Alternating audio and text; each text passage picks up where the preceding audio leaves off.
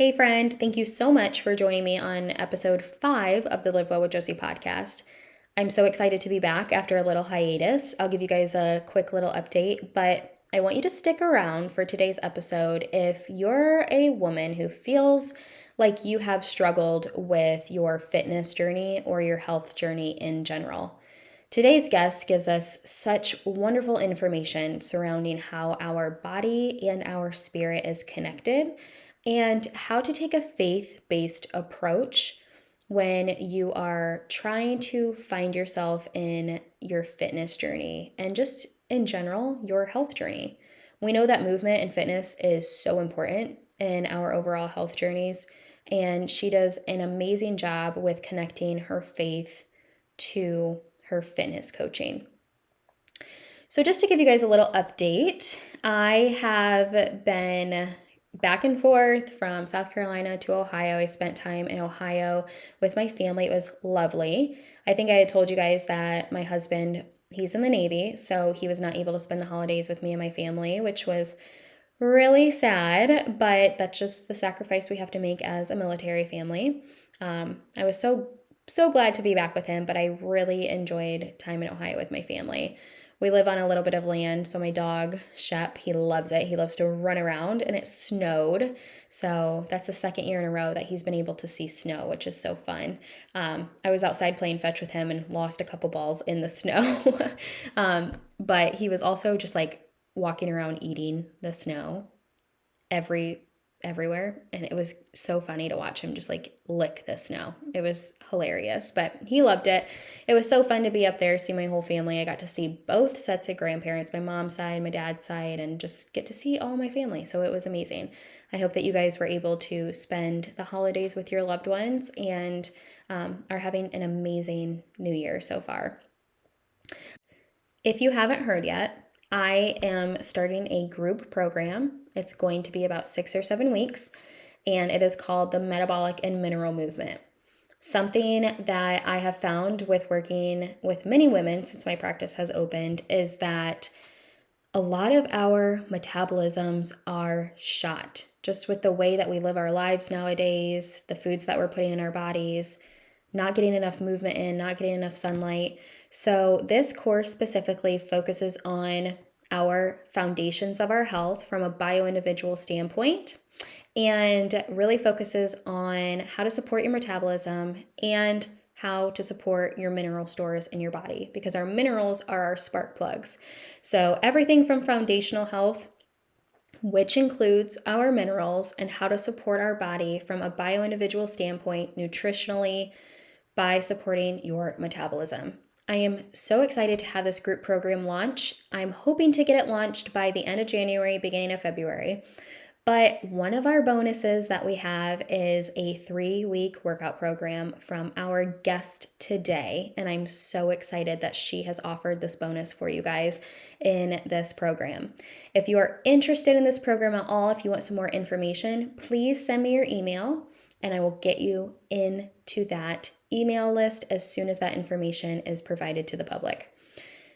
So without further ado, today's guest is Kayla Ogden. She is a nutritional therapy practitioner. She is a Revelation Wellness fitness coach, fitness instructor. She has her own group membership that she does for fitness with her clients, and she is just a wealth of knowledge when it comes to women's fitness. She does an amazing job with connecting her faith and fitness together and doing that in her program as well. So I am very, very excited to share my conversation with her today, and I hope you guys get so much wonderful information. Without further ado, again, enjoy today's episode. Welcome to the Live Well with Josie podcast, a space for women like you to enter with an open mind and heart and leave feeling empowered to live your best life full of intention. Here, we learn together and we grow together. Enjoy today's episode.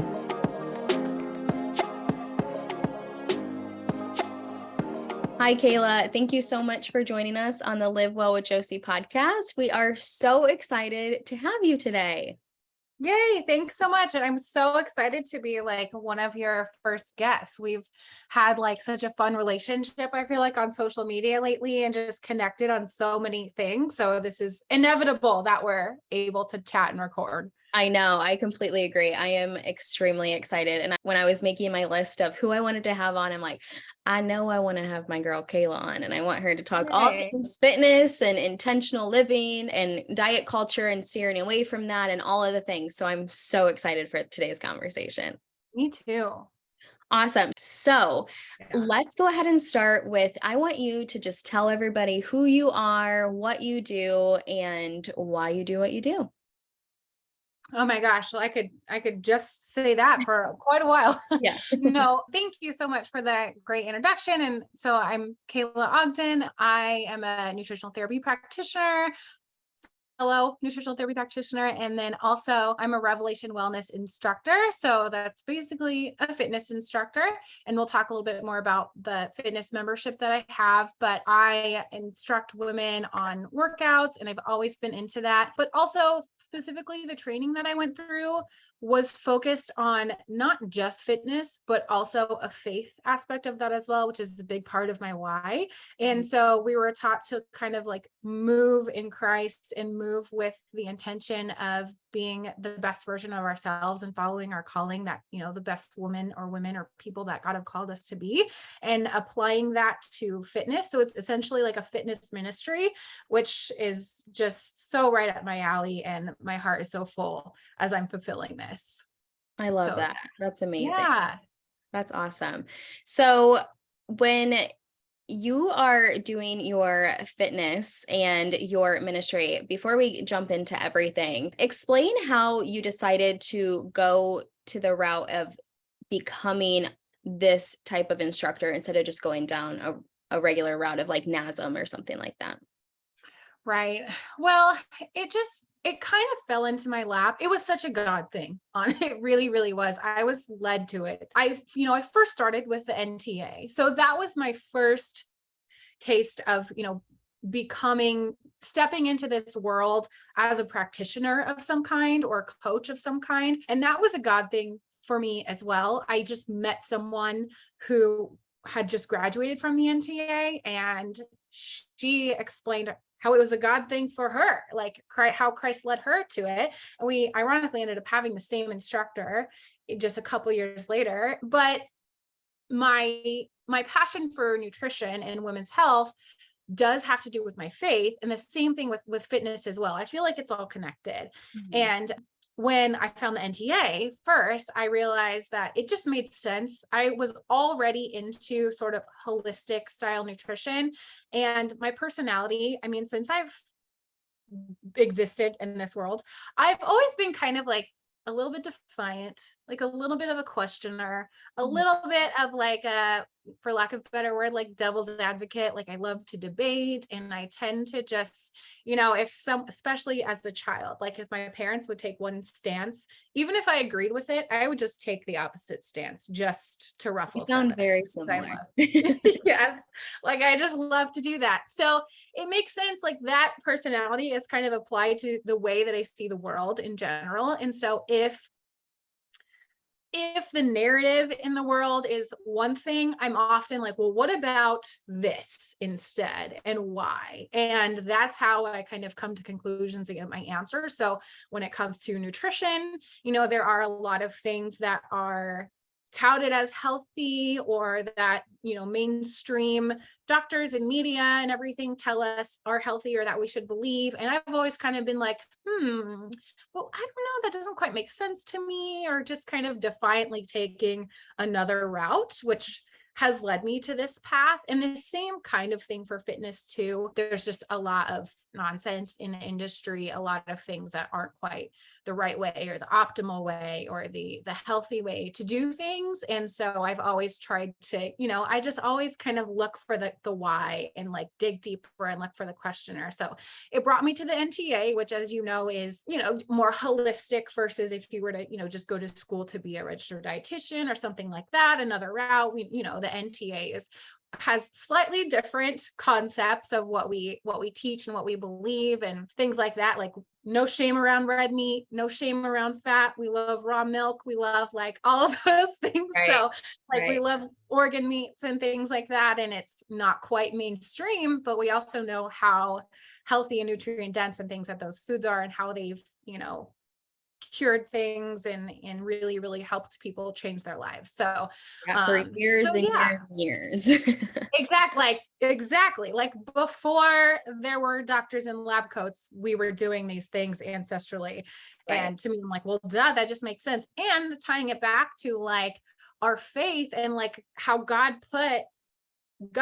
made our bodies to heal themselves. It's really our body that heals. We just are going to support it. And so there are all of these things that exist on this planet that are not man-made, that are made by our creator, that are so healing. And if we just learn about it and use them appropriately, you can live a beautiful, healthy life without having to go the Western medicine route necessarily. Not that there's not a time and a place. I always have to give that disclaimer, but Right. and so kind of the same thing for fitness. After I graduated the NTA, the same friend was like, "Hey, I'm doing this fitness thing." And I was like, "I'm going to do it too." So we did it together. And it made so much sense to me that it was not just, not just a fitness certification, but it was about faith. And because there was never a moment for me of like when I was going to make this part of my business, like make my faith outspoken in part of my business. But at one point there, just slowly kind of God worked on my heart and it made sense to me like, well, this is perfect. And now it's like, I can't not have it as a part of my business. And so speaking life into women through fitness, I'm like, I mean, that's me in a nutshell. Like it doesn't get any more perfect than that for me. I love that. I love that. Yeah. I think that is such an amazing testimony to who you are and just the fact that you do everything very intentionally and that you make for sure that no matter what you do that it fits where your morals and your standards align for yourself as well. So let's go ahead and tell me a little bit of the timeline of all of this. So I want to know, what did you do before you became an NTP, a nutritional therapy practitioner? If you're listening to this, hopefully you know what that is by now because I've already talked about it. But before you became an NTP, I know that you still were at your job while you were Yeah. with that as well. And then your timeline through that, becoming a fitness instructor with the company that you did, and how it has kind of led you to where you are now. Yeah. Yeah. That's quite a story too. I mean, I have worked a regular 9 to 5, or I had worked a regular 9 to 5 since the job that I got when I got out of college, I had for 8 years or so. And it was a great job, just a regular 9 to 5 in sort of the software kind of tech industry. And I loved it. Great. I was able to work from home and everything. So like that was wonderful, very supportive. And I went through the NTA, went through my instructor training, had both my kids, got married, like did all of those things all while I was at this job. So it was also very near and dear to my heart at this, place that I used to work. And I made some of my most wonderful friends through there. So it definitely was a scary thing leaving. But, like I said, I had been interested in pursuing something in health and wellness for a long time. My mom was into kind of, she wasn't a practitioner or anything, but she was always also exploring kind of like alternative health solutions. So I was exposed to that as a teenager, probably even before that. And so I was always open to it. And then as I got older, I started going to this gym in the Bay Area. I used to live in California in the Bay Area. I started going to this gym there where it was amazing. I miss it so much. It was a Gold's Gym at the time. It's not anymore, but so many people there were in the space of bodybuilding. So there was a lot of competitors in there. And so this was like 2014-ish. And I got the bug to compete and do a show. So I did 2 women's bikini shows, 2 women's bodybuilding shows in the bikini division, sort of back to back. I did November 2014 and summer of 2015. I did 2 shows. I placed in both of them.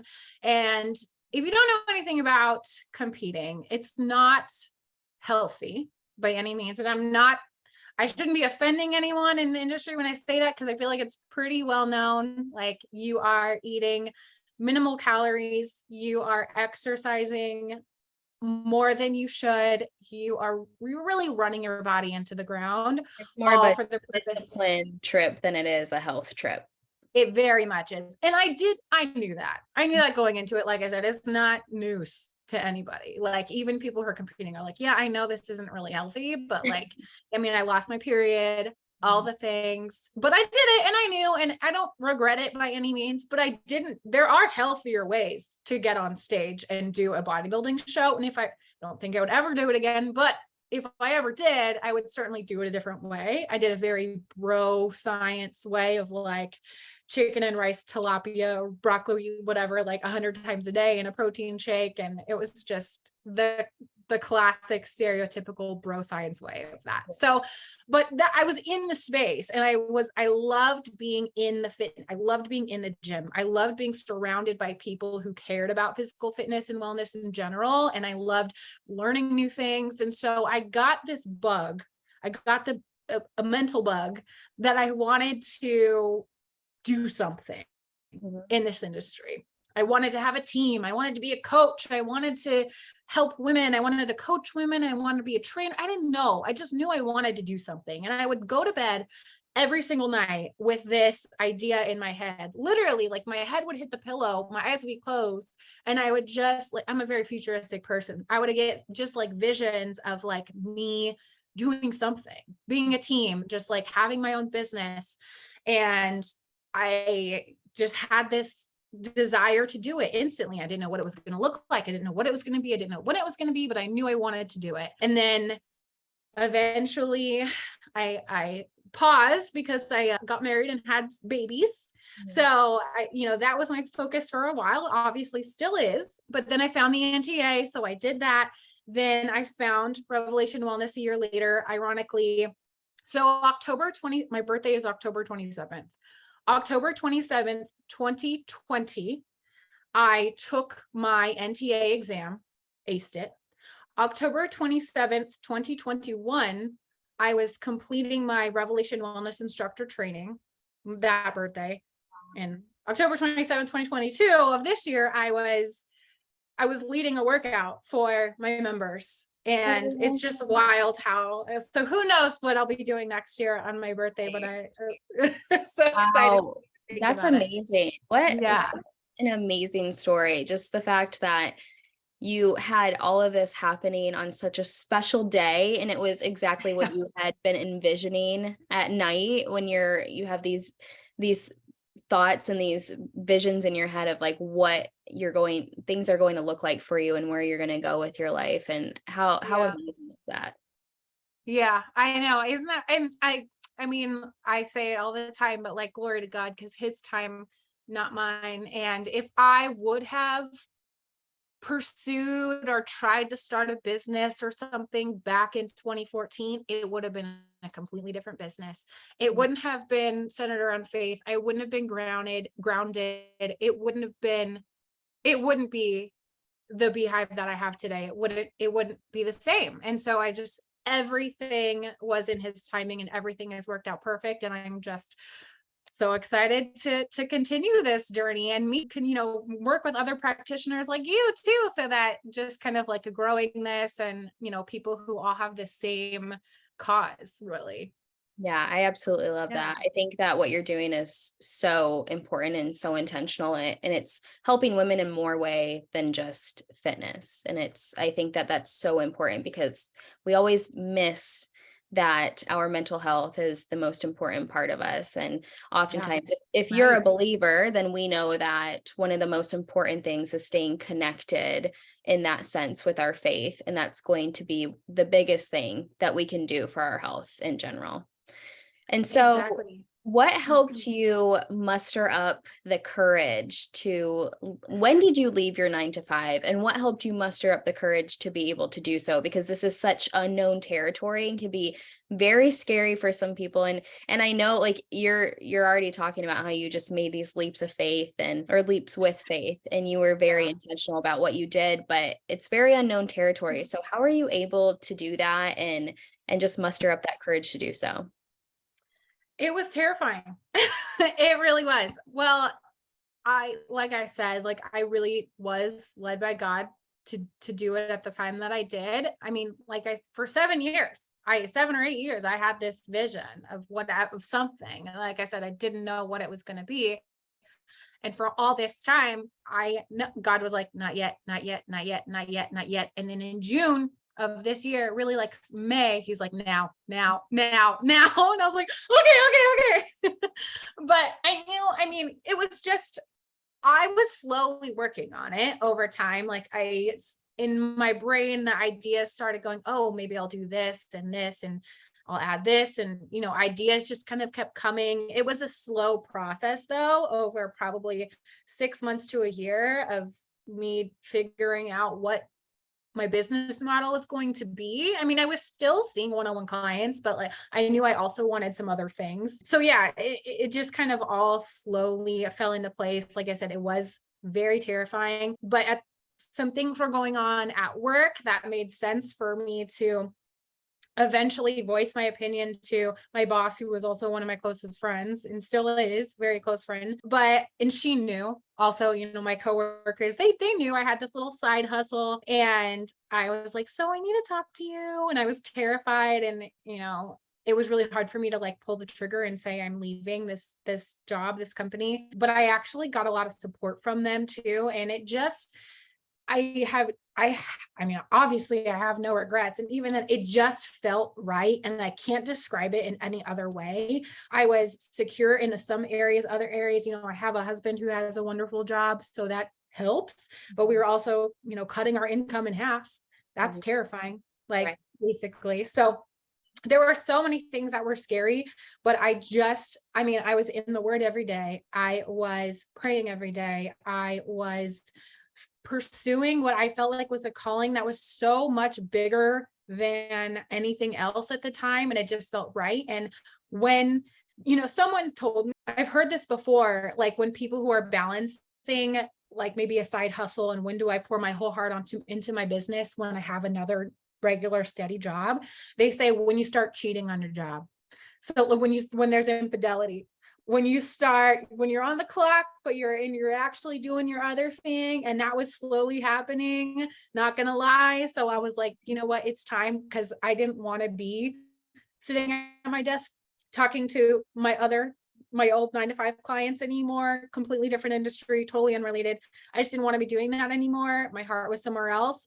And I knew my heart just needed to go this direction. So yes, it was scary, but I feel like I would have never had the courage to do it if I didn't have my faith to lean on. I feel that 100% with the cheating on your job thing. And Yeah. I was a teacher for 5 years, and I never, I loved my students and I cared so much about their education. I wouldn't ever do anything when they were with me or I was teaching them, but it was like my planning periods, I would be like researching something I learned from the NTA or whatever, because I was just so excited about it. And it's like I just knew, I knew that something Yeah. else is out there for me, and I need to move that way. So I love that you Yeah. were obedient and you listened, and you were like, when when you heard God telling you, okay, now, then you're like, all right, Yeah. I'm doing it. Yeah. So real quick, why don't you go ahead and tell everyone a little bit about your membership and like what you do inside of the Beehive? Yeah, sure, sure. I would love to. Thank you. So essentially the membership is a faith and fitness membership. So for my nutrition stuff, I take one-on-one clients, but for fitness, I have this membership. And so, like I said, it's a faith and fitness membership. It's just a monthly subscription, and once you sign up, you get access to our portal. So you log into the portal, password protected. You Once you get in there, you see that's where everything kind of lives. So there is a monthly workout calendar and a weekly workout calendar. So you sign in, you get all of your workouts broken down for the week. I very, very intentionally create and write these workouts for women so that we're not plateauing, so that we're progressing, so that we're not overdoing it. We're not going to stall our metabolism. So I mean, it's easy to go Google a workout and type in on YouTube, like workouts to do, or like go to the gym and just go, I don't know what I'm going to do today, whatever machines are open, or whatever. But following a program is really how you see success. And I wanted to create that for women where you don't have to walk into a gym or from home. So it can be done from the gym. It can be done at home. You just need access to a variety of weights. That's a question I get a lot. I do program barbell style workouts because I feel like it's so important. If you don't have a barbell, I say you can use heavy dumbbells, but I highly encourage having access to a barbell eventually once you get comfortable, because it's such a game changer to do barbell style lifts. So that's kind of my style, although we do a variety, and everything is a variety. So we change up the frequency, we change out the volume, we change up the rest period, all on purpose, because that's how you progress. I always suggest progressive overload for all women. So you're following the workout to a T, whether you're a beginner or whether you're advanced, you're choosing your own weights and everything, but you're going to progress there. You really can never plateau in this, because that's the beauty of strength training, which we'll talk about in a little bit. I can't wait to get into. So that's what you're getting as far as the workout goes. So you log in and you're getting your workouts program. You just open your workout for the day or for the week and you see, what am I doing today? And you do your workout. It's also not too much. So they get 2 to 3 days a week of a real heavy, good lift training session. The other days are either just mobility. So maybe 15-20 minute workout, maybe, or like a little bit of mobility and a pump, still like maybe 15-20 minute workout where you're just doing really light stuff just to send the signal to the muscle to grow. Or you're doing mobility, which is very equally important. All of those things I feel are necessary to create a successful program for training, all of which I've incorporated into this for these women. And then we also have the faith aspect. So every Monday we do a devotional, which you can just log in every Monday in our Facebook group that's private and watch that, chime into that, watch it really anytime or watch it live.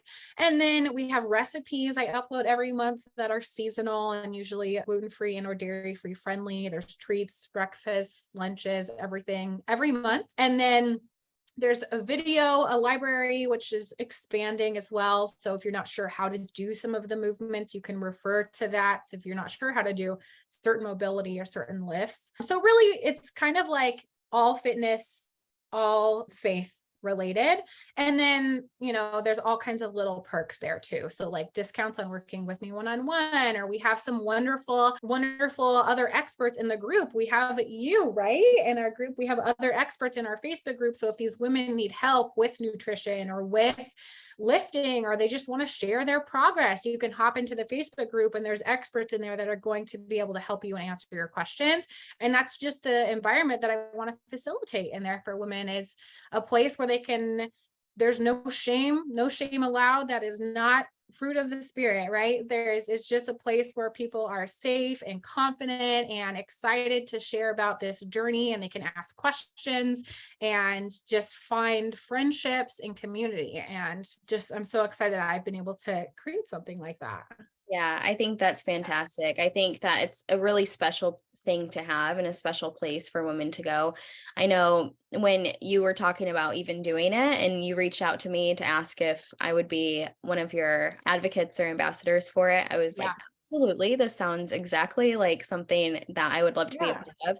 I think that, again, it's just really important to be able to fill our mind, heart, spirit as much as it is to really focus on nutrition and working out and fitness and all of that stuff. Because like I with my one-on-one clients, I do GI map testing, I do MRT food sensitivity testing, HMA testing, but I don't do fitness. You're not going to ask me about fitness. I'm always like, go to this person or go to this person. Right. Keep it low, keep it resistance training, do some walks, but I'm not an expert, and Kayla's the expert and she does a really phenomenal job. So we will put a link to her membership in the show notes so that you guys can get to that if you would like to. It's a really great membership to have, and it's ever growing, which is amazing. And so, like she said, more videos are coming up, and this is it, we're in the beginning stages of it, but it's Yeah. already amazing. I can't believe how amazing you've made it. So with that, I have this is the fun part. I know Kayla's really excited to jump into this. So I have a lot of questions for her that I sent her before our conversation today. And so, what I really want to get into first are I know a lot of clients that come to me and a lot of friends that I have, and even myself in the past. I am a supplement fiend, and I have a supplement graveyard as big as a pantry. And Yeah. I know that a lot of clients and a lot of friends as well have asked me, what's the best pre-workout? What's the best post-workout? Right. What do I need to take to do this and do that? So, what are some supplements or food tips that you do recommend to women coming Yeah. out of the fitness, like diet culture industry, and Right. moving more towards like intentional health, and who are wanting to take like a more whole foods approach? And anything, even you can take this however you want. You can debunk some supplements that are well known that aren't actually as great as they are claimed to be. So I'm just going to let you take it from here with Oh that. gosh. Okay, yeah, let's talk about supplements. This is fun. I share about that a lot too on my page. So I get a lot of questions about that and talk about that a lot too. So supplement wise, I tend to okay, before I go into it, I have to give the disclaimer that a supplement is supposed to be a supplement. So it's supposed to supplement your diet. It's not an end all be all. It's never a magic pill. There is no such thing as a magic pill. And so as you know, we all in this industry, when you have a client that you're working with who needs support in any way, shape, or form, what we're always going to go to is like diet and lifestyle. And then supplements are like it's the third thing, right? We're always going to talk about how they can improve their diet, how they can improve their lifestyle choices, their sleep, their environment, things like that, their fitness, physical fitness. And then we'll talk a little bit about some supplements that may help you out. But if you're not doing all those other things I talked about, the supplements, you're just like lighting your money on fire, basically. That's, you know what I mean? Like if you're not sleeping well, if you're not eating well, if you are, eating junk food all the time, if you are not making efforts in any other way, but you're taking your beef liver every day, I don't care. You're not like, save your money. Like it's not going to do any good, right?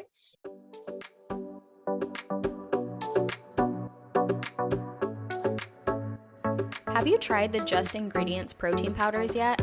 I have been obsessed with this company because their founder has been someone in the wellness space that I have admired greatly in my own wellness journey. Just Ingredients makes it their mission to utilize real, simple ingredients, hence their name, that are of quality and will add nothing but nutritional value to their customers. I have to admit, I am a sucker for anything peppermint and chocolate, so their chocolate peppermint protein is a favorite of mine during the holiday season, and any other time of the year, honestly. They also have flavors such as vanilla, chocolate, pumpkin spice, creamy peanut butter, snickerdoodle, and more. Shaken up with water or added to your morning coffee, these protein powders are made from only real whole food ingredients with no added fillers, emulsifiers, or gums. Each blend is flavored without artificial sweeteners or sugar alcohols. Made from 4 to 5 different protein sources, including 100% grass-fed, non-denatured whey imported from New Zealand and Europe. If you're sensitive to whey or dairy, their vegan blend is an earthly chocolate-flavored all-natural protein powder made with 5 different plant-based protein sources and also flavored without artificial sweeteners or sugar alcohols. Each serving of protein powder yields 22 grams of protein, and as a woman, we know that we need a good amount of protein daily, which is sometimes challenging to accomplish. Adding protein, not to substitute, but to enhance our daily intake, can be beneficial, and Just Ingredients is a blend I can get behind. Not only do they provide delicious protein powders, but they also have some other awesome products such as 2,3 mineralizing powder, pre-workout, and beneficial herbs like ashwagandha, maca root, and lion's mane. Just Ingredients is giving you 10% off your order if you use the code LIVEWELL at checkout. Again, if you use the code LIVEWELL without any spaces at checkout, you will receive 10% off your entire order. Happy nourishing.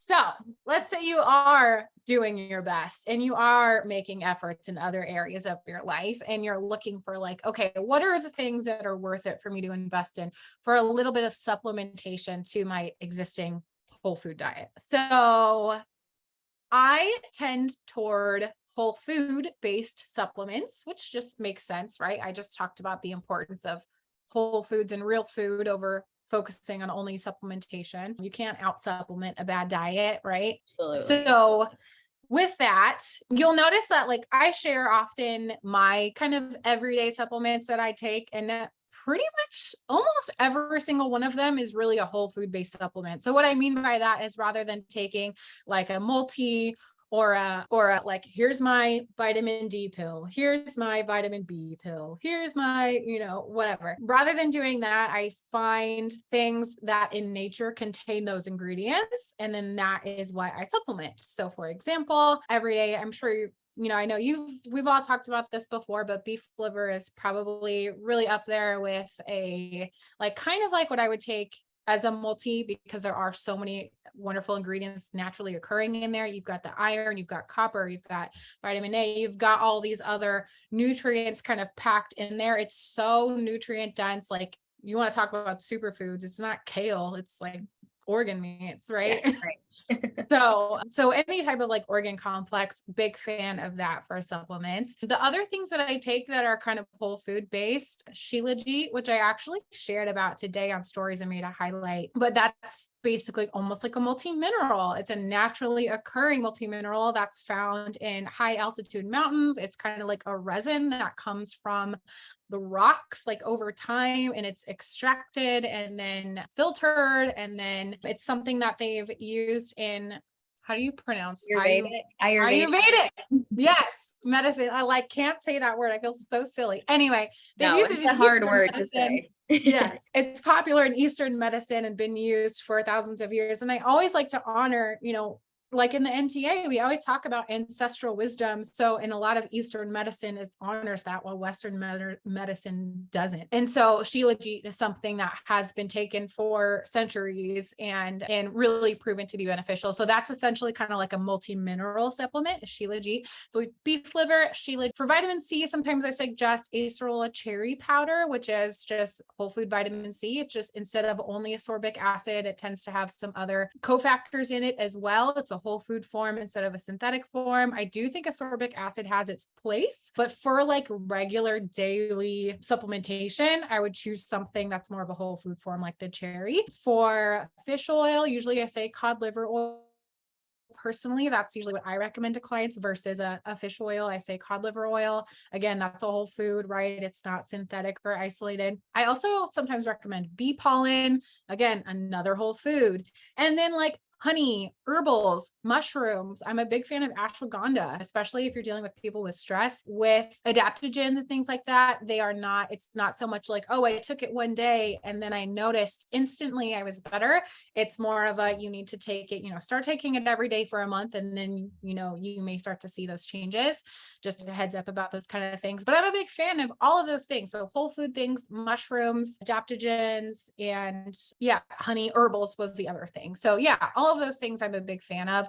I think that there absolutely is a time and a place and a need for isolated, quote, synthetic supplementation. And that's what we do with our clients, right? Is, we'll run assessments and determine if and when there's a need for that, a certain supplement in a higher dose or a mix of them, in a higher dose for a while, and how much and everything like that. So there's certainly a need for that. And I absolutely have recommended those to my clients depending on their assessments and what they need.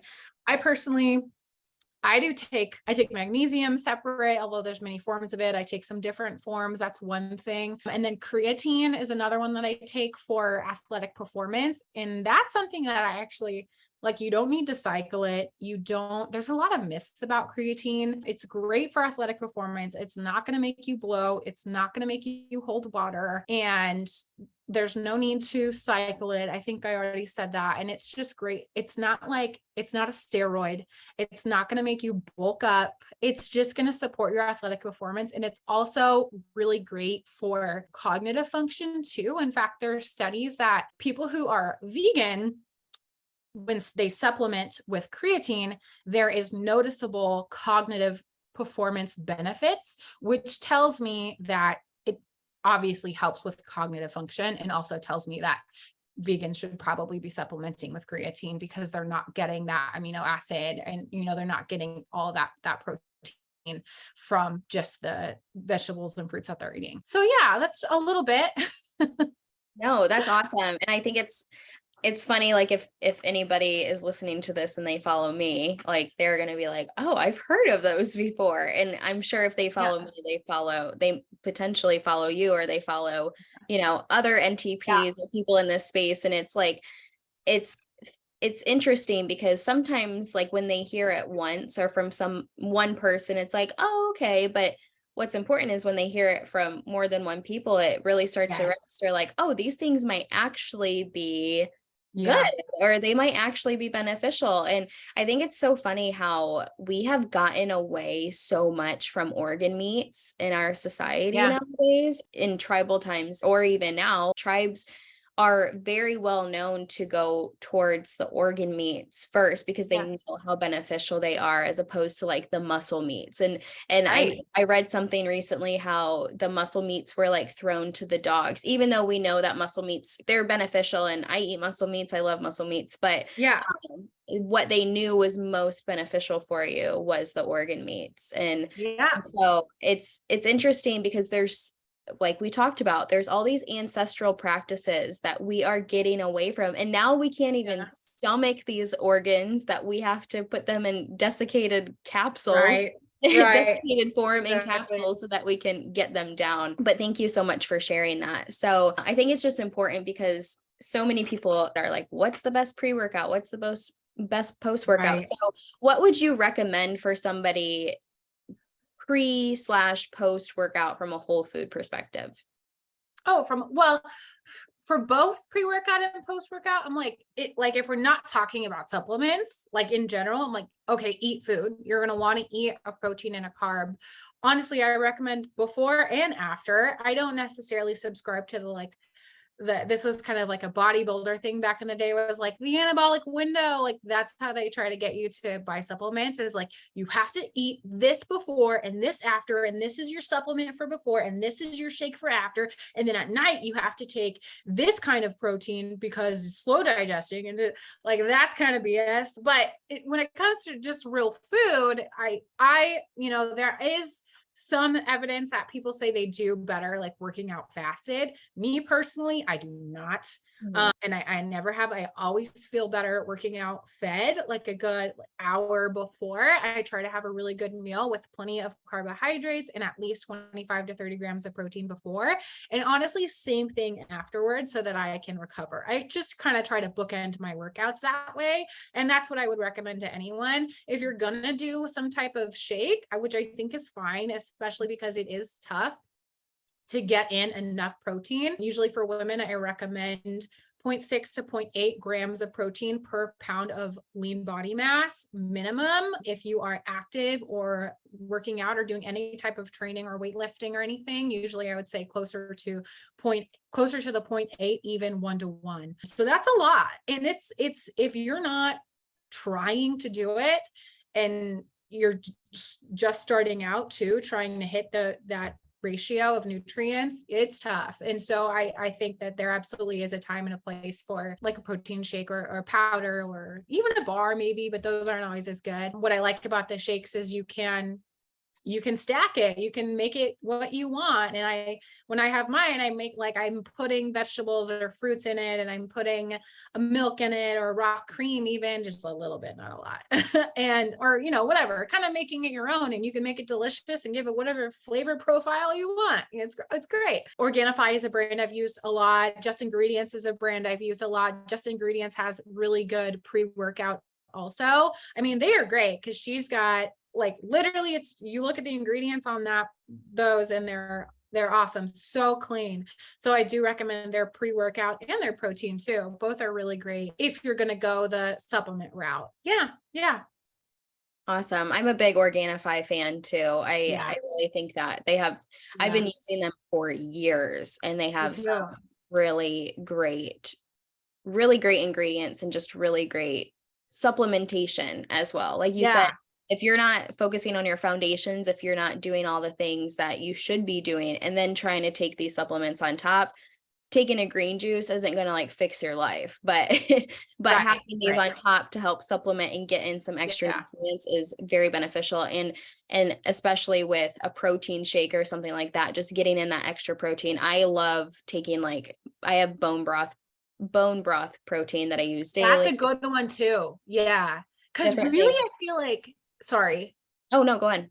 I feel like with the proteins, it's tough because you've got all these different kinds, and honestly, people are like, what's the best one? And primarily I'm like, you know what, whichever one you can digest the best, because a lot of people do have trouble with it, especially like whey protein. If you can't do dairy, you obviously can't do whey protein. And even if you can do dairy, some people can't do whey protein. It's a lot, especially if you like, even me, if I'm having my whey protein, I'm fine with dairy, but I try not to mix it with extra dairy. Like I try not to make that shake with a bunch of milk or raw cream, because that's just a lot of dairy in one serving and it doesn't make me feel super great. Versus like the Organifi is a pea protein. Well, it's a mix, it's vegan. So I think they use pea protein and a few others. And so some people can tolerate that better, but then some people still can't do that. So you got to do the bone broth protein. So there's ones for everyone. It just depends on your digestion. Right. Exactly. I think that's really important, is really focus on what your body likes, what your body's able to digest. Right. And different seasons of life can be completely different for what you're able to digest, what you're not, what your body likes, what your body doesn't like. So even having a mixture on hand and just to get different varieties and different nutrients in there, very beneficial as well. Exactly.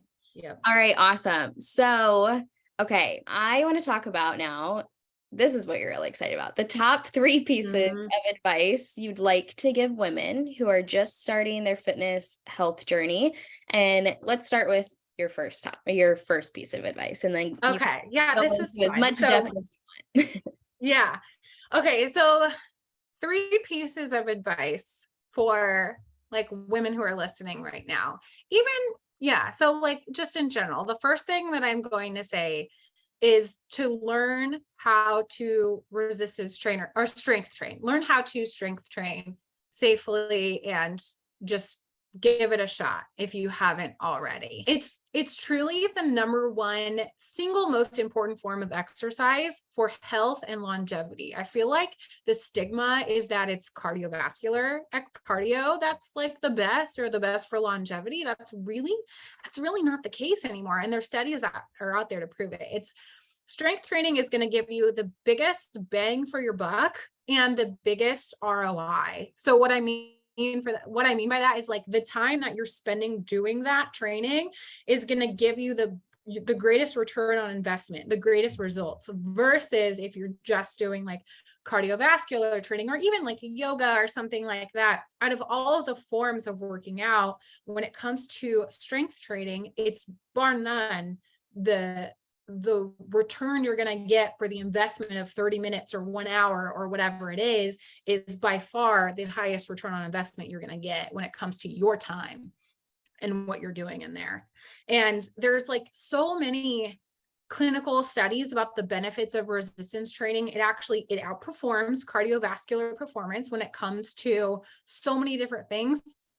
It's good for, really doctors should be prescribing this for a number of things. Of course they're not. And I think we know why they're not. There's no money in it, really. Although Right. I'm sure they could find a way, like, why not? But if you want to talk about actually helping patients and helping people, it's just like such an obvious and clear solution to take people from super sick to on their way to healing. It increasing your muscle mass is a huge help for, this is just one example. Like, it's a huge help for if you have diabetes, or if you're pre-diabetic, if you're diabetic type 2, or if you have any type of, if you're on your way to insulin resistance, having muscle mass is going to help you respond better to insulin. It's going to improve the way that your body uses blood sugar. It's going to help you lose weight in a sense of fat loss, and it's going to lower your risk for heart disease, simply having muscle mass. And there's so many myths, I feel like, about like cardio versus strength training and why someone might choose cardio over strength training. I think one of the myths maybe stems from like, well, you could get on a cardio machine or device, or even go for a run and track your calories on your smartwatch or whatever. And it tells you how many calories you burned, which also is kind of arbitrary. But like, that might show you more calories on your watch if you do a 30-minute run versus 30 minutes of a strength training workout. And there's like a myth that, well, that must be better because I burned more calories. But in reality, the amount of calories you burn during the workout, during the exercise, is really not at all the best way to gauge whether or not it was a good workout. It's really not. Neither is how sore you are. Neither is how much you're sweating. Those are kind of like silly markers that really don't tell you if you're doing the right thing or not. Like, just because you're sore, just because you're like dying on the floor and you're like, oh my God, I'm so sore, it must have been such a good workout. It's like, no, that doesn't mean it was a good workout at all. It means you probably overdid it, and you could chill, and you could probably still have amazing results if you kick it, take it back a notch. Mm. So, that's another thing I feel like that kind of strays people from that. It's also amazing for mental health. So, I mean, it's huge for mental health. It has a huge effect on depression and anxiety. I've experienced the benefits of that myself, like postpartum, and just in general. I tend to be an anxious person, and I've had anxiety since I was a kid. And there is an absolute, unequivocal, notable difference when I am making an effort to strength train and resistance train versus when I'm not doing anything on my mental health. There's so much evidence in scientific literature about it being about resistance training being as effective as or better than prescription drugs. And it's mind blowing to me that doctors aren't discussing this with their patients. Well, like I said, I guess you and I both know maybe why they're not, but, or we're not super surprised that they're not, but it's just insane that that's not literally the first thing that people are suggesting when someone comes with some type of mental struggle, like anxiety or depression, that they're not saying. Like, I understand that it's like, well, I don't want, I'm anxious, so I don't want to go to the gym. But like, once you're getting there, it is night and day difference, the mental health effects that it has on people. And it's just, I don't get it. Like, it's so easy to write off, I guess, and go, like, Right. give me the prescription or whatever. I'd rather do that than make this effort. But it's so, there's so much clinical evidence about it. Or we're It's just also been told obvious. to diet and exercise. So we're eating low fat and we're doing cardio. Maybe that is what they Right. need, but we're like, no, don't do that. Right. I mean, it's insane. Obviously, you can tell that I'm passionate about it. And, there's so many reasons why this is like one of the top things I will ever recommend to women to learn how to do and get in there doing it. It's good for your hormones. So we're working with women who are dealing with estrogen dominance, dealing with PCOS, dealing with, just general like endocrine disruptions, dealing with chronic hormonal issues, dealing with infertility. But having muscle mass and strength training does have an effect on your hormones, not just your sex hormones, your other hormones as well, your estrogen levels, your testosterone levels too, but also your insulin, your thyroid hormones. All of this is affected by things like resistance training and adding muscle mass to our body. We're talking about like major metabolic hormones here. And it's like an insurance policy also, which is kind of wild. So if you were to be hospitalized for something, if you were to get a major injury from whatever, if you were to, we're going through the last couple of years, there's a lot of, there's some sicknesses going around. People are getting hospitalized. It's kind of weird because the whole COVID thing is kind of over, but mysteriously there's a lot of people increasingly hospitalized for other stuff. Not going to go there, but I'm just saying, like, if you've got a little bit of muscle mass on your body, if you've got more muscle mass on your body, you've got an insurance policy built in to your body from having that, because it is an expensive form of money for your money to burn, but it's there. And so people who tend to have this lifestyle, who tend to resistance train, who tend to have a little bit more muscle mass, recover more quickly from hospitalizations and like major surgeries and major illnesses. It also improves your cognitive function too. There's lots of evidence on that, specifically like protection against cognitive decline as we age. So there's research that shows that strength training can protect some regions of the hippocampus, which is the part of the brain that has a major role in memory and in learning. So strength training protects that from degeneration or shrinkage, even up to 12 months after your training has stopped. And so it's a long-term thing. I talked about insurance policy for illnesses, but it's also for cognitive function. So if you have parents, like I'm not sure the age of your audience, maybe probably the same ages as you and I, right? But like what you're doing now, you can set yourself up for making these habits a long-term thing for by the time you have grandkids, because it's going to help you, truly going to help you to stick around longer. And so planning for that now by creating that kind of lifestyle is definitely going to behoove you in the long run, Yeah, that's so important. I think that those are that's something that obviously everybody wants, is to be able to live a long, good quality, healthy life. But Mm-hmm. the way that we live our lives and the intention we have and how we literally live each day is determining Mm-hmm. a big part of that. And Yeah. often, I tell people who have like these diseases and stuff, like I have lupus, and so anybody who has like autoimmune disease, stuff like that, it's like it's not your fault, but a lot of the things in our environment are leading to this and are also are contributing to it. So we need to be like very cautious and very aware of what we're doing on our day-to-day basis to be able to help contribute positively to that longevity that we so desperately want and hope that we can have. Exactly. I think that there's like a weird stigma too about strength training, maybe, that it's like, or women tend to be a little more safety conscious compared to men. Like, in the gym, the men are like, I can do the heavier one. And the women are always tend to underestimate of like, usually I'm like, you don't realize how strong you actually are. You could have been doing this much heavier weight for, much longer. And they go, oh my God, I'm so strong.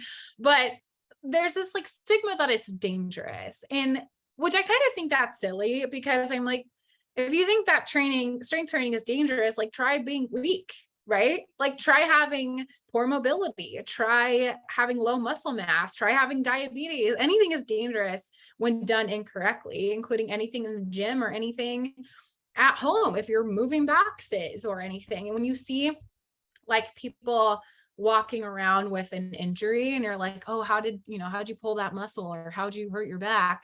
Most of the time, especially as we get older, it's doing something stupid like gardening and you turned wrong, or Right. reaching for the shampoo bottle, or even like lifting a box poorly because you've done nothing in the last however many years to teach your body how to do that with proper form, and you're deconditioned. And if you ask me, negating resistance training is far more dangerous than actually doing it. Right. Absolutely. So Yeah. what would be your second piece of advice?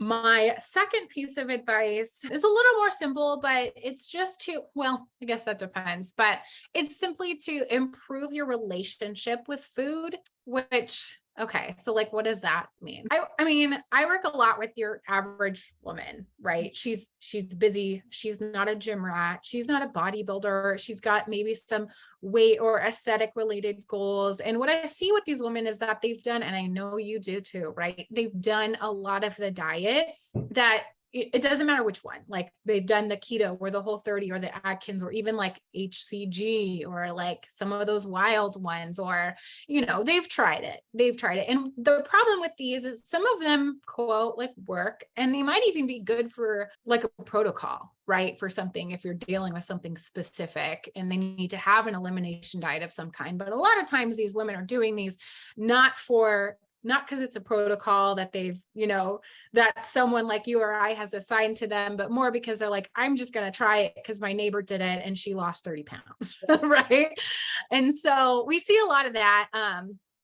And the problem with that is like, it leads to the restrict binge behavior, right? Of it's a short-term thing and the weight comes back, and it's always focused on weight loss. And we don't have a weight loss problem in America. These people lose thousands of pounds collectively, maybe a million, I don't know, every year in America. We have a sustainability problem with the lifestyle of keeping a healthy figure. And I don't even just mean, I'm not talking about aesthetics. I'm just in general of keeping a healthy life and lifestyle. So when I say improve your relationship with food, rather than, you know, restricting or following a diet for aesthetic reasons, I recommend adding food in a lot instead. So having that be their goal, like increasing your protein, thus like increasing your satiety, because protein is very satiating. So is fat, or increasing your variety, but having a relationship with food that centers around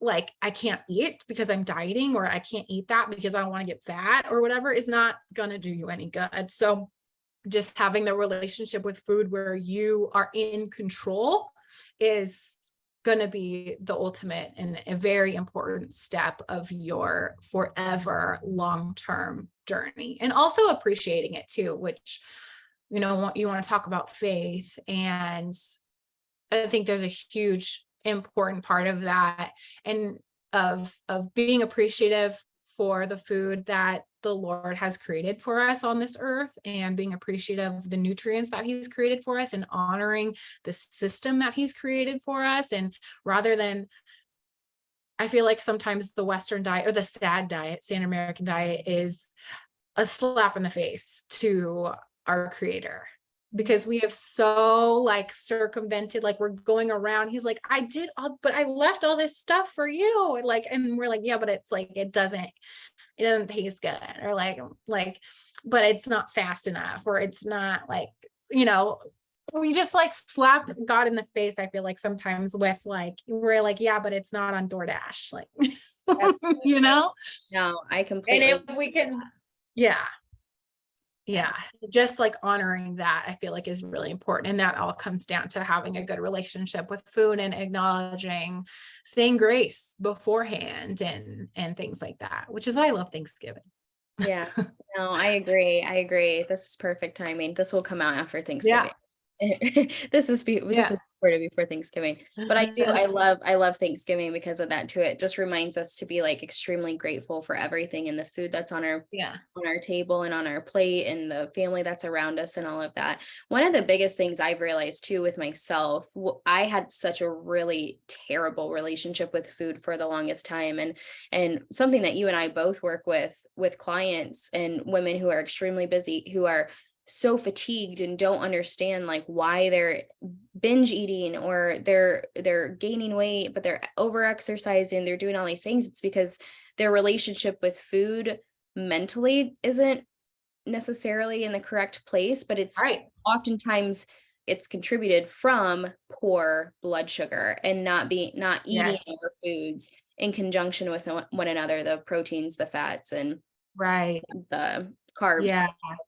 And I think that's extremely important for a lot of women to realize is if you're having that issue, that your blood sugar is probably completely out of whack. And one of the Yeah. biggest issues for having a terrible relationship with food, there are many reasons why you could have a not so positive relationship with food. But one of them, if you're struggling with binge eating or different things like that, it's very much a contribution of not stabilizing your blood sugar correctly. And eating whole foods, Yeah. it's hard to overeat whole foods because they are Right. so an abundance of nutrients and proteins and all the things that if we're eating all Right. these whole foods and we're focusing on that, like, yes, it's, I totally go to Chick-fil-A. Yes, I go to the Mexican restaurant down the road and I enjoy it. But Yeah. for the most part, my home is my safe space. I'm going to keep all these good, nourishing whole foods in my home and eat them for the majority of my meals. And I'm not going to overeat these whole foods because it's extremely hard to overeat whole foods. Right. Exactly. And it's so satiating. Like Right. we have a local CSA where we get shipments every once in a while. And it's just like, I'm like, why are these vegetables so much better though? Like even like there's nothing wrong with vegetables at the grocery store, but I'm just saying like the more whole it is, and people like love to dissect that word and be like, what does that mean? Like there's Right. so like zealots about that, but you know what I mean? Like the less refined and the less denatured the food is, Mhm. it really tastes good and it's so satiating. Like I see a difference. I notice it. It's wild. So So do I, 100%. yeah. All Yeah. right, and this leads us into your third piece of advice. Perfect. Perfect. So, I mean, to like round it all out, I feel like the third piece of advice that I have is to just, you have to love the journey. The man who loves walking will walk farther than the man who loves the destination. And when you fall in love with the journey, everything else just kind of takes care of itself. So, and it's not about, I'm not talking about walking, it's about loving the journey. And the part that I think is key is that when you have God alongside you for that journey, and when your why becomes bigger than, you know, worldly or fleshly desires, and instead becomes that you want to be the best version of who you were called to be, and you want to be that woman, and you want, you know, if you want things to change for you in a big way, following that calling and kind of like listening to that, I think is just bar none.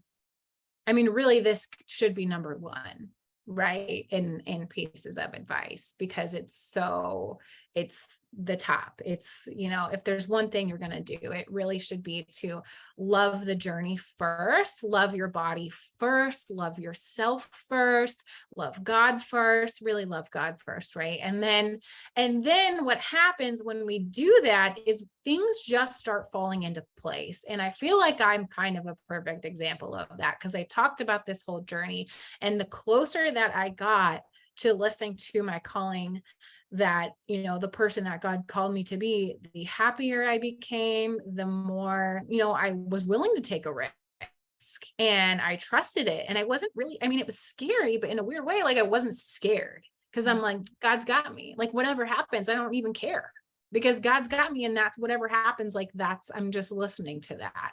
And so, you know, your goals might change even, or you might even hit those goals, but they're not even really your goals anymore, because your goals became so much bigger and more profound and more important than, I don't want this arm to jiggle anymore. Like that's cool, it doesn't anymore, but like that's old news, because my heart is over here now, and my mind and my eyes are like, I am aligned. And so start with the vertical is another thing that I say, like start with the vertical first, because you're thinking so much bigger, so much clearer. And the natural result of that is, wow, I'm loving the changes that I'm seeing in my physique oftentimes, or wow, I do look amazing in this suit. Wow, I love my body. Like that's it right there. It doesn't get any better than that. And so that should have been, that's really, they're backward. That make that one number one. Well, it was your third piece of advice because we needed to end with the most important piece of True. advice. That's right. It went 3, 2, 1. Yeah, exactly. Yeah. I love that. I love that. I think that's so important. And so many people, like we said earlier, so many people forget that the emotional, the spiritual, that is what's most important overall. And that really spoke to me. And I know that that spoke to so many people too, because that is just such an amazing amazing outlook to have, and just something that we all need to be reminded of all the time. Mhm. Yeah. Yeah, it really, I have to remind myself of it because it's tough out there, right? It Put is. that armor on. Yeah. Exactly. Every day. Yeah. Ephesians is like the thing I need to cover myself because, oh my Lord, I've got darts thrown at me left and right. It's Yeah. you have to protect yourself Yeah. every day.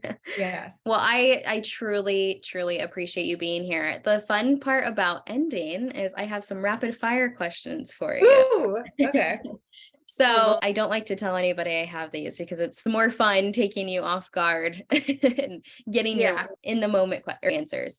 So, okay, my least favorite question ever to be asked, but I have to ask it. What would be your superpower? Oh my gosh, that's so funny. I really would love the idea of healing powers. Like healing, okay, maybe myself, but like healing other people, like which kind of would like make my job obsolete, I feel like maybe, but also would be just be so cool. Like just boop, Yeah, just being able to just boop everybody and then you're healed that would be now. awesome. That's not actually a superpower I even thought of. That would be an amazing superpower. Wouldn't Um, it? have you taken It's a little like Jesus though. It's a little, well, no, that's kind of what I was thinking. I was like, you're yeah. gonna make the blind see, you're gonna Yeah. make Right, the right. That's so leprosy go funny. away, all the things. But hey, if you were That's given that funny. I mean, power, if I could. yeah, if you were given it from him, then do it, Yeah. girl. That's funny. um, have you taken any personality tests? Yeah, I love personality tests. Do you know your Enneagram? So, Enneagram, I believe I'm a 7. That one, like I can't remember the rest of it. I'm not super, super into Enneagram, but I know that I'm pretty sure I'm a 7. And if I were to take it again, I believe I'd still be a 7.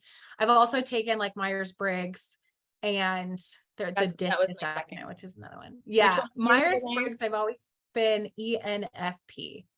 I'm an INFP. Really? Oh, Yeah. how funny. Are you introverted? I always my whole life thought I was an extrovert. So when I Yeah. took my test and I took it twice, I paid for it twice because I was like, Yeah. this is insane. And I got the same thing, but it was between I had to choose if it was an E or an I. And because it Uh-huh. was so close, like it was like dead Right. even. So they're like, you choose from this information. How So fun. I know with all the information I had that they gave me, I chose introvert. But what I've read is that like, because when I'm with people and when I'm out in public or when I'm talking to somebody, I am like extremely extroverted. I can like feed Yeah. them and their energy. But Yeah. when I go home, I need like a month to recover. I like to stay in my shell. I like to just like be with myself. And Yeah. so yeah, I'm I very totally get that though, too, yeah. I because don't know. It's crazy. you do have to balance it, right? Because it's like it's energy to get to be an extrovert, like you love it, but it's also like it's a little drains your energy a little bit, not in a bad way, just like you do have to recover. And I've heard people say like an introverted extrovert or an extroverted introvert or like both. And I feel like it makes sense because I'm the same way. Mhm. Like sometimes I'm like, no, you know what I want to do right now is be at home and I don't want to do anything else. Mhm. So I'm still an extrovert, but I totally resonate with that. You get like So introverted tendencies. Yeah. yeah, That's what exactly. I'm an introvert, but I have extroverted tendencies. And it's like, Yeah. and I don't use personality tests to like define anything or like, No, they're but just fun. they're fun and they help people like Yeah. get to know other people and stuff too. No, Yeah. that's awesome. That's crazy. I was like, I knew that I always resonated with you so much, but that makes so like if we're the exact same thing, it's but Totally I'm makes. not my any What's your Enneagram? mine's a 4-3. So it's Okay. See, I have another girlfriend who's, I think she's a 4-3 too. She's a 4 Mhm. and we're very similar. And I think she's always been like, she thinks I'm a 4. You might be. You might be. I know it's funny. It's crazy. It's when you meet people like that where you're like, "Oh my gosh, they're so similar." And then you Yeah. like find out that your personality tests are different. It's like maybe they're Yeah. not as accurate as I It's think. funny, but I do feel like it manifests differently because I've taken that test like that before looking like with my old 9 to 5, they sent us out those. And so I'm taking it as an employee of this job. And I think about how I worked in that job and what I'm like as a coworker and what I'm like as someone to manage. But like, first of all, I don't even have that job anymore. And so now I'm like, you can change. And so I feel like with all of those, it can totally change in your season of life. Yeah. Yeah. I think you probably, from what I know about 7s, you kind of seem like a 7 though. So, and it's a good thing. Yeah. The thing that I remember about being a 7 is like, I hate like FOMO. And I also, you are like very indecisive and I'll never, like, I'm bad at committing to plans because I'm like, well, what if something better comes up? And I want to do all the things. And I'm like, well, I don't know if I want to do this because what if this happens? And like, maybe I'd rather do that. And then I stress myself out over like, well, what if I chose the wrong thing? And like, I should have done that and I didn't do that. Like that happens to me all the time. Maybe that's such a 7 thing. Maybe I'm a 7. I don't know. That sounds like me. I don't know. That's a very 7 thing. That's so funny. Yeah. Oh my gosh. Okay. A meal that you could eat for the rest of your life every day. Burger. Big fat burger, French fries, all of it, all day. Yes, with like everything on it. Yeah, that's something I think mine would be the same too. A burger just sounds like all the time. Yeah. French fries. Yep. Oh my God, I want one now. with a pickle on the side. I'm down for all of it. All right. 2 things. Last one. 2 things you'd take with you on a deserted island if you knew you could take 2 things with you. Okay. Well, this is hard because like, are you saying like not a food and not like a cell phone? I'm not saying anything. Literally 2 things you could take with you on a deserted island if you knew that you were going to be. And not people. Island. 2 things. Oh my gosh, I need some type of rules here. Okay, well, this sounds stupid, but I'm like, well, I'm just being logical that I would bring my phone because then I would just call people for help. That is very logical. Great reel. I would make some awesome reels. It'd be great. I would go live. And then, although they probably would not have service. So, I don't know. And then I would bring a cheeseburger. You sound like you should go on Survivor. I don't know if that's for me. That's a stretch. That's so funny. Well, Kayla, it has been an honor to have you on today. Thank you so much for all of your insight, all the knowledge that you had and everything that you provided us with today. I know this is going to help so many women. Can you tell us where we can find you? Yeah. So my business name is Health and Honey Wellness. On Instagram, I am health.and.honey.wellness. My website is healthandhoneywellness.com. And yeah, those are the 2 places where I'm most active. And I'm pretty active on Instagram. So you can really find me there. Awesome. And then we will put a link to your Beehive membership below. Yeah. So other people can find you there as well. For sure. Okay, I'm excited and hopefully maybe we'll see you there. But thank you so much, Kayla. All right. Thank you so much. That was awesome. Thank you so much for joining us on this episode of the Live Well with Josie podcast. If you enjoyed today's episode, please don't forget to leave a comment and review, as we would greatly appreciate it. Also, please remember that nothing discussed here today is to be used as medical advice to diagnose, cure disease, prescribe, or treat illness. These conversations are simply to be used as educational resources for living a life with intention. You can find me on Instagram and Facebook at Live Well with Josie and my website, www.livewellwithjosie.com. See you next time, friend, and until then, stay intentional.